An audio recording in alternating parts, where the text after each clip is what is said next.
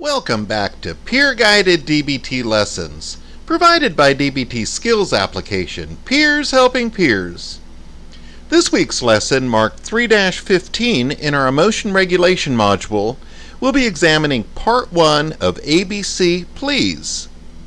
We ask that you please keep in mind that we're simply peers helping peers, working together to bring about more peaceful, constructive, and ultimately happier lives. In other words, a life worth living. The Emotion Regulation module encompasses 3 goals, and they are to understand one's emotions, reduce emotional vulnerability, and to decrease emotional suffering. So let's start by looking at how to reduce emotional vulnerability. The first skill in this section we will study is ABC Please.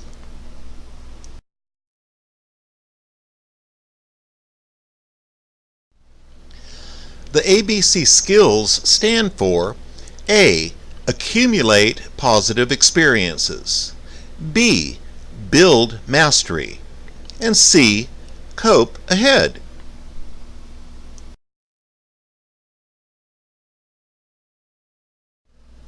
So, let's start with A. Accumulate positive experiences. In the short term, do pleasant things that are possible right now. Increase pleasant activities that lead to positive emotions. Do at least one thing each day from a pleasant activities list. Create your own personal list or use one that you will find in the lesson handouts.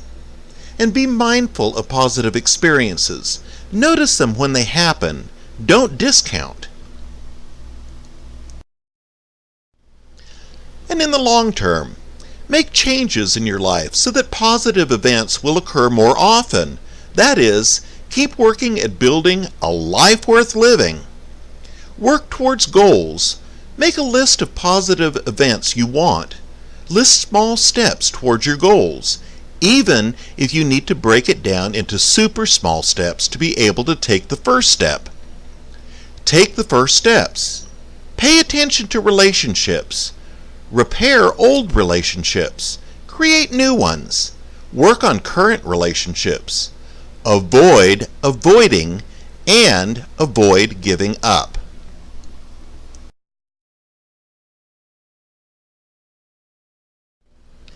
Next, let's look at B for build mastery. Confidence can take a hit when we are feeling unmotivated and uninspired, leading to a bleak view about ourselves and the world we live in. Building mastery is a DBT skill that helps you feel a sense of confidence in control with your surroundings and within yourself.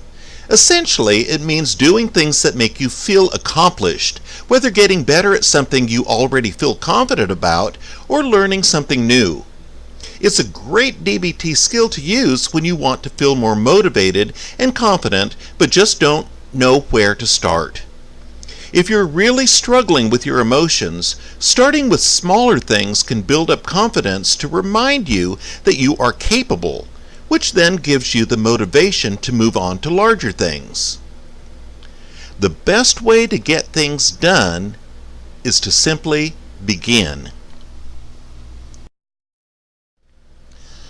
Build mastery is about the empowerment that comes from achievement, and that in order to achieve something that we deem worthwhile, we need to set a goal and work towards mastering the skills needed to achieve it. Building mastery is about committing to something and seeing it through. While it's natural to eventually give up interests when they are no longer interesting, if we can push ourselves when interests simply become challenging, we can achieve a sense of gratification by practicing build mastery. This skill involves engaging in activities that make us feel competent and effective so that we don't feed into feeling helpless and hopeless. We transform our situation from feeling like a victim to feeling victorious.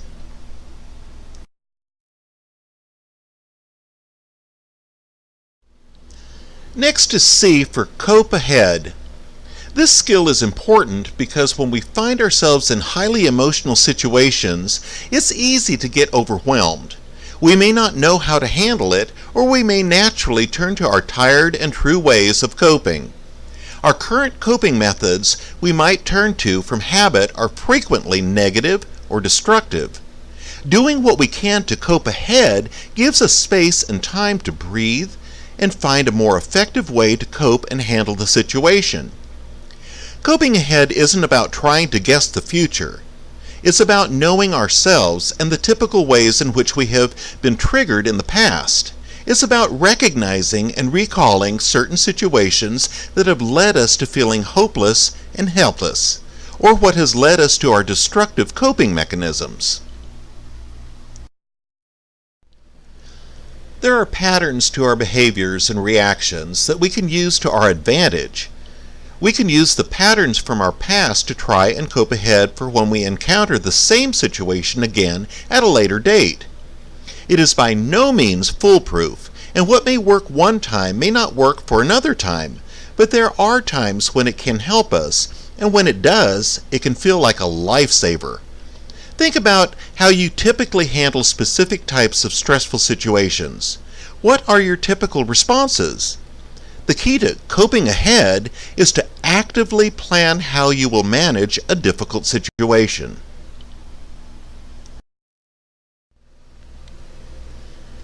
Many of the below ideas may seem quite simplistic.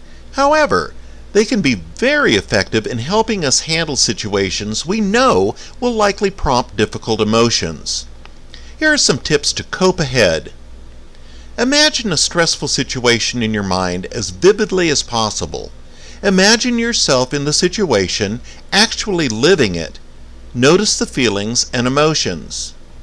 Anticipate and name the emotions most likely to arise. Decide exactly what you will do when you feel that emotion. Write it down in detail. Rehearse coping effectively in your mind.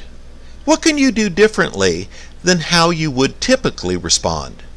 Rehearse your actions and thoughts. What will you say and how will you say it? Practice role play with another person. Visualize your successful response. Make a plan for what you will do if and when a strong emotion arises. The following plans may be used. Focus on breathing. Reframe negative thoughts. Let negative thoughts pass by without giving them weight. These strategies can be very helpful and can be applied to all types of scenarios. You are encouraged to anticipate stressors you may face soon and try the above tips. The more you practice coping ahead, the easier it becomes, and before you know it, you are managing stressful situations in a healthier, more effective way.